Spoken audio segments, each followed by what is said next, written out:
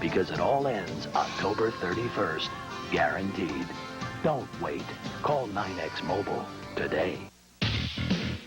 All of our new inventors today will receive a service merchandise gift certificate. Select from top name brand products in their catalog or in any one of their 350 stores nationwide. Service merchandise. Mitsukan Ajapon, a citrus-flavored soy sauce that goes on absolutely anything. Mitsukan, authentic Oriental products that liven up American favorites.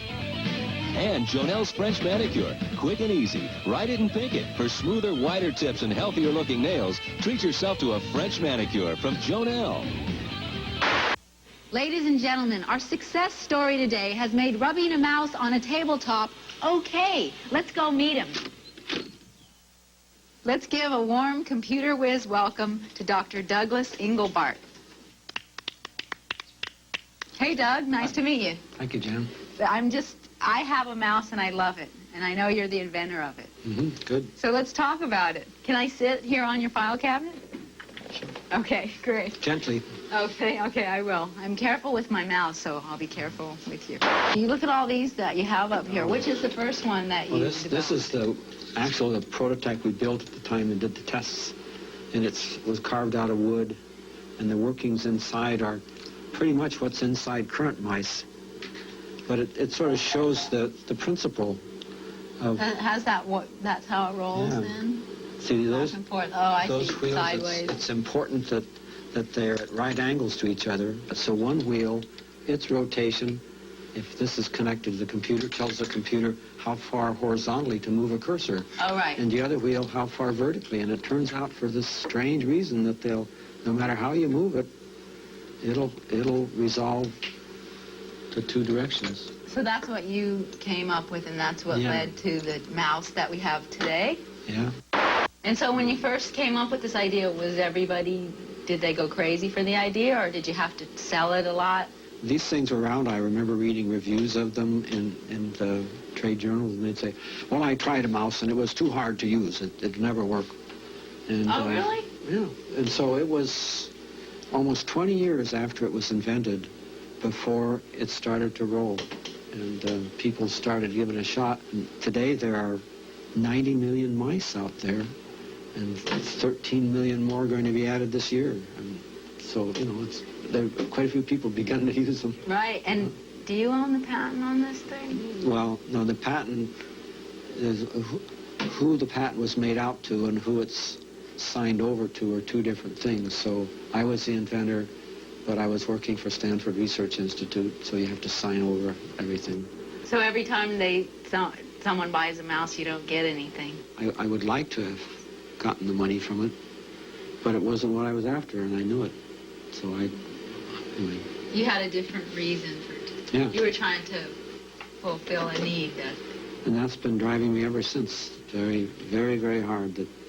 Very much convinced that there are places we can get to that we can have a much smarter society.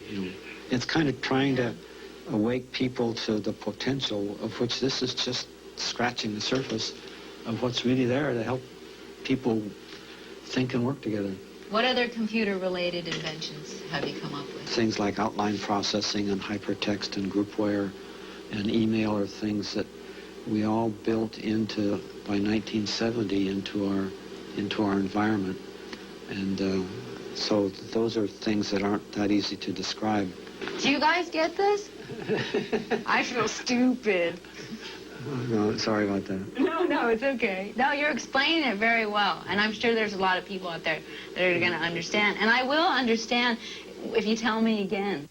Okay, so what's email? That's what it is. Electronic mail. Right. That's what we call email. You want someplace to say what's from, something to say it's to, copies, subject, and then the text of what, the material mail.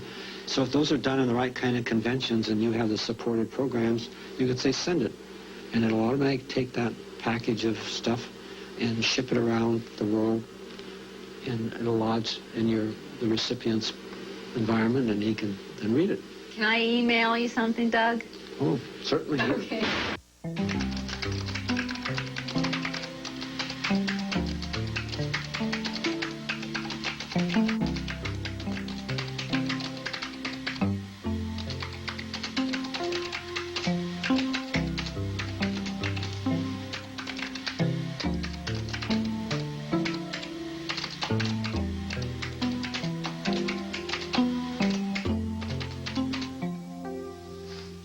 You know, I have one more question. It's just killing me. I got to know, what exactly is an open hyperdoc system?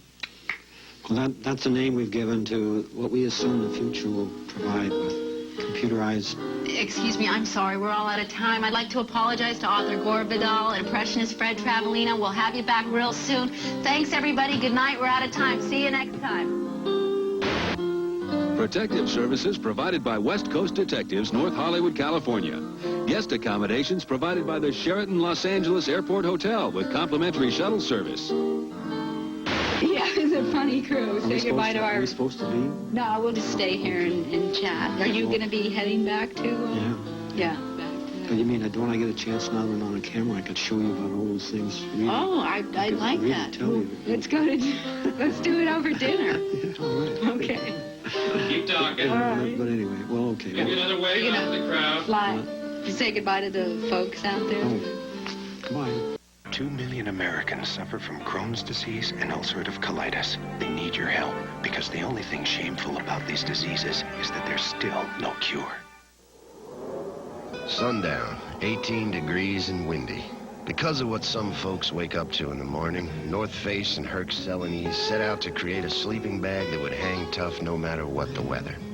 And they did it with Polar Guard, an insulating fiber that'll keep a body warm and dry even up here.